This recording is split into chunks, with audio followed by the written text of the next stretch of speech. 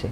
দেখুন, এই ব্যস্ততার মাঝে তো আমরা করে উঠতে পারি না, অনেকেই অনেক কিছু পারি না, কিন্তু ইচ্ছে থাকলে কিছু না কিছু তো পারিই বটে। হ্যাঁ, সেই ইচ্ছেটা আমার থাকতে হবে।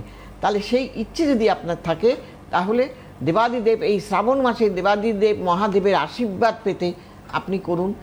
দুধ, এই একটি বেলপাতা মাথায় চাপিয়ে দিন, শুদ্ধ বেলপাতা, দেবাদিদেবের কথা ভেবে, এতেও আপনার কাজ হবে।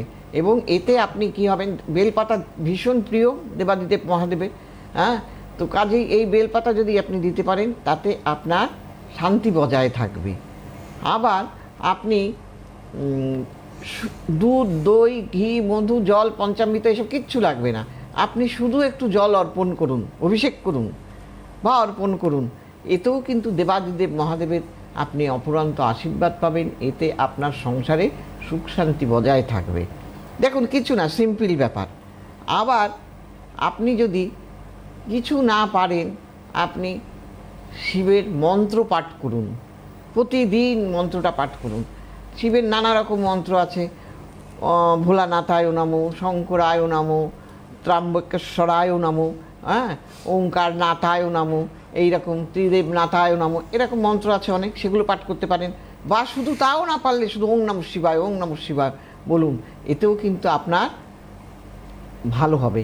এবং আপনি যদি এই শ্রাবণ মাসে দান করতে পারেন, গরিব দুঃখী যারা, খেতে পায় না যারা, অভাব যাদের, তাদের, এবং যারা রাস্তায় পড়ে আছে তাদের কিছু করুন, দেখবেন আপনি অফুরন্ত শ্রাবণ মাসে দেবাদিদেব মহাদেবের প্রিয় মাসে আপনি আশীর্বাদ পাবেন। মানে সেবা করতে হবে। হ্যাঁ, আচ্ছা, যারা পারবেন তারাই করবেন।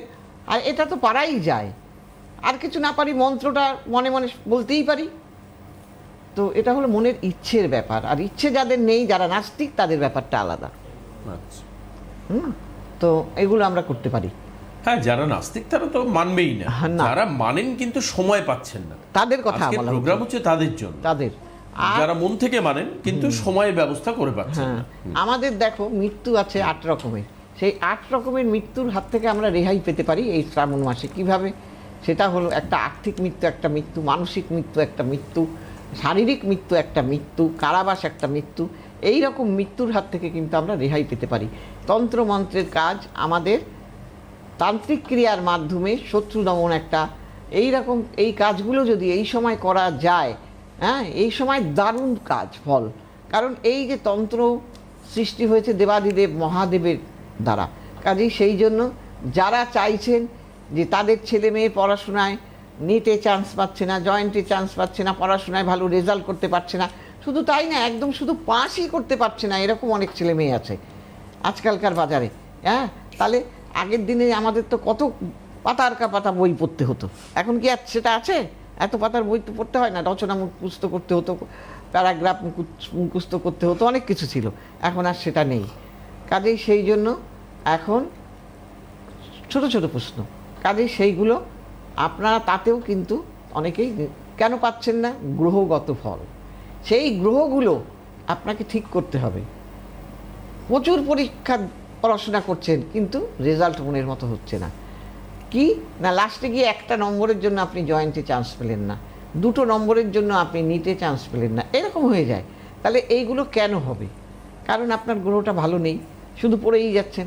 কাজে গ্রহকে আমি বলি না, নেতা হই বা হোতা হই আর যাই হই না কেন, বা একজন ভ্যান চালকই হই না কেন, কিন্তু আমার গ্রহ আমাকে সাথ দিতে হবে।